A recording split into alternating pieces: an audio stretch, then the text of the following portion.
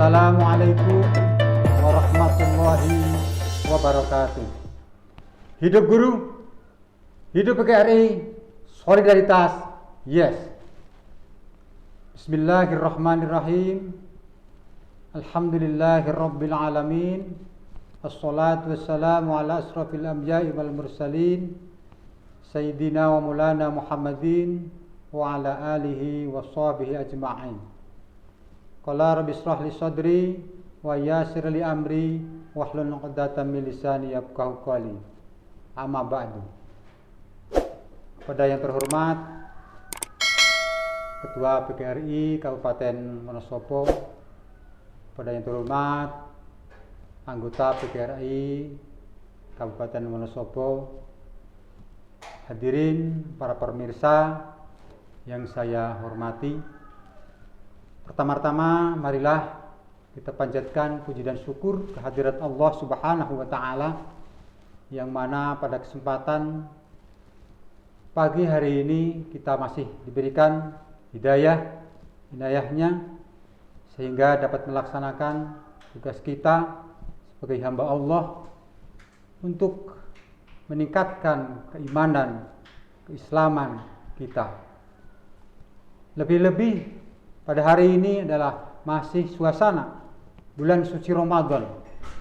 Marilah pada hari ini, karena masih bulan suci Ramadan, hari yang penuh barokah.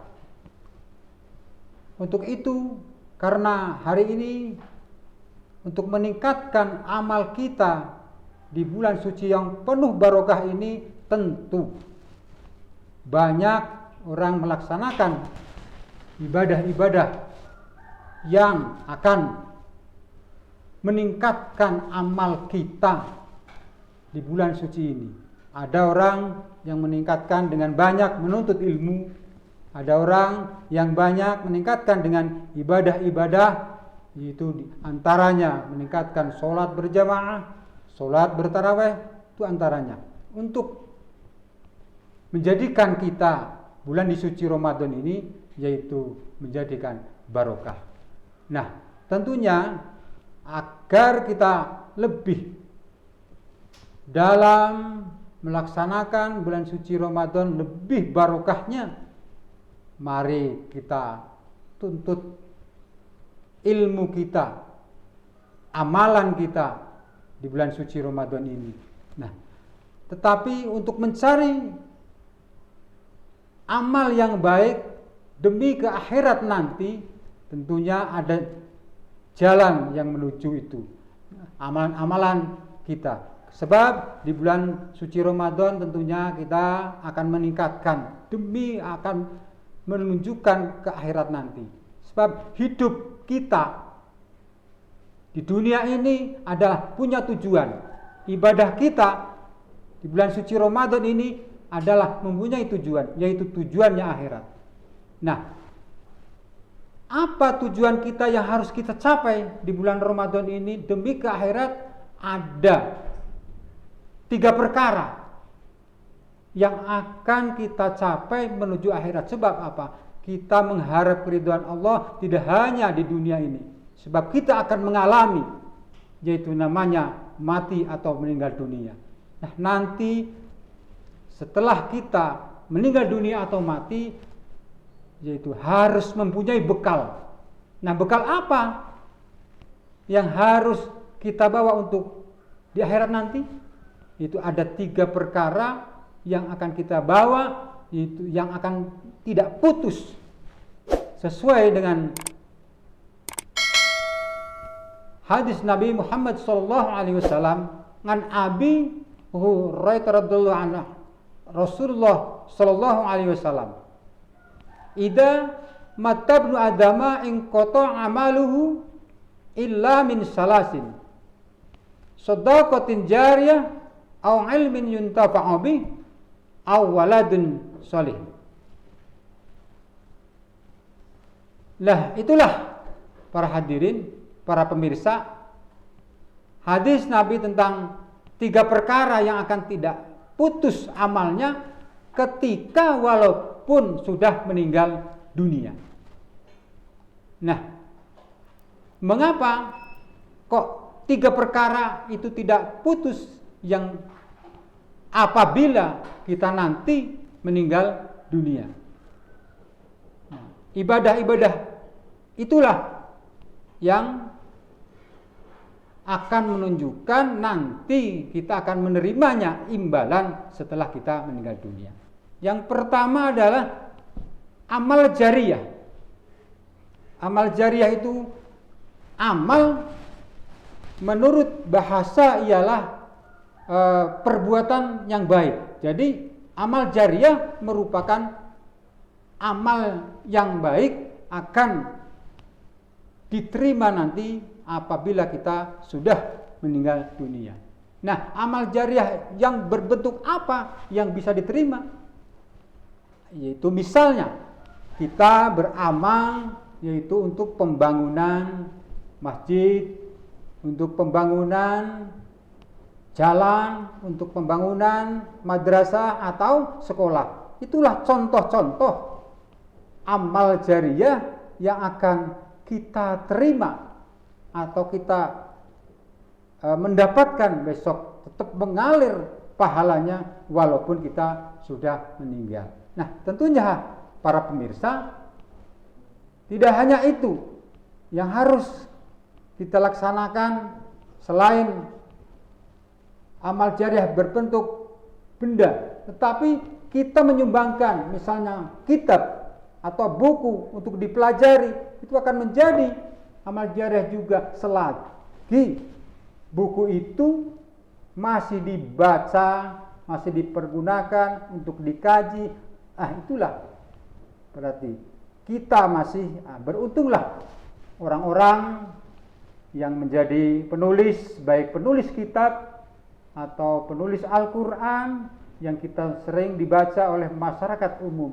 Jadikan amal jariyah nanti di akhirat nanti.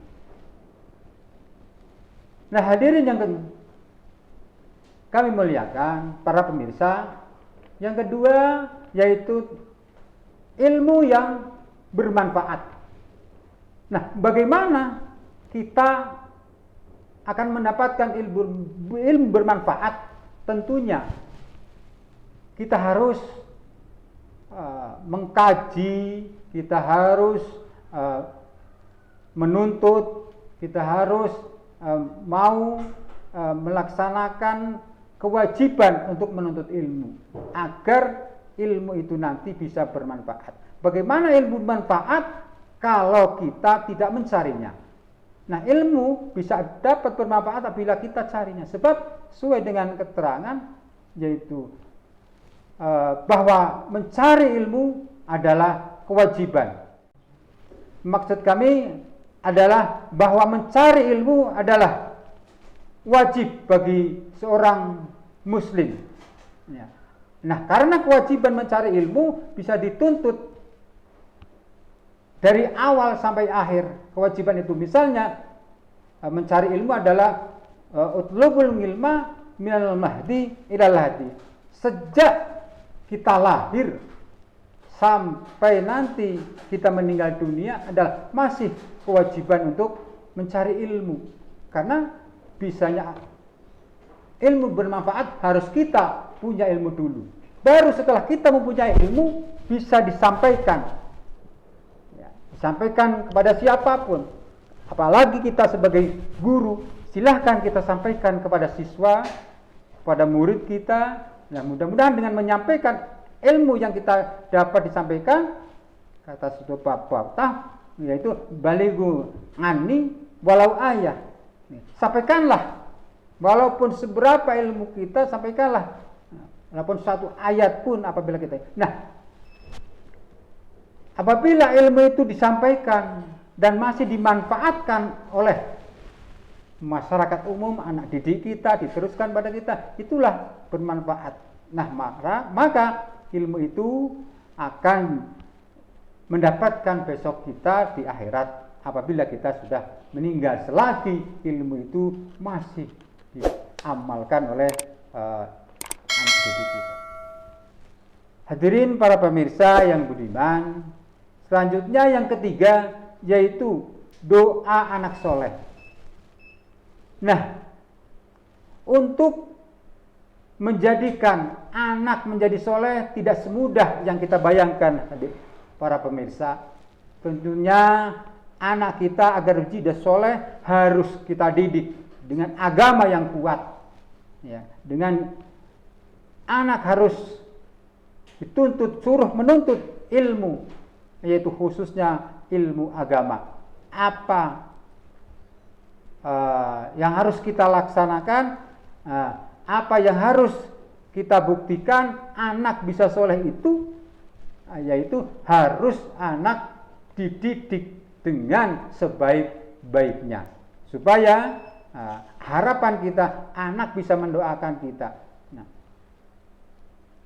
maka dari itu para pemirsa, anak adalah sebuah amanah yang harus kita jaga. Amanah itu titipan dari Allah Subhanahu wa taala. Apabila amanah kita, anak kita tidak kita didik dengan sebaik-baiknya, maka mana mungkin menjadikan anak yang soleh, akan yang mendoakan kita nanti kelak apabila kita sudah meninggal dunia.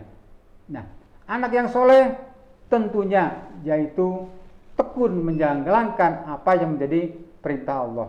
Kadang kita sebagai orang tua ingin menjadikan anak soleh, tetapi tidak mendidiknya dengan sebenar-benarnya.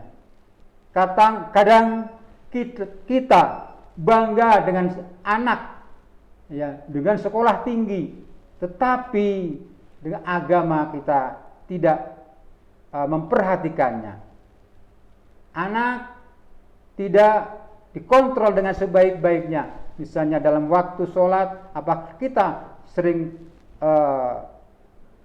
memperhatikan anak, apakah sudah sholat apa belum, apakah sudah belajar agama atau belum. Kadang kita sudah tidak terpikirkan hal seperti itu.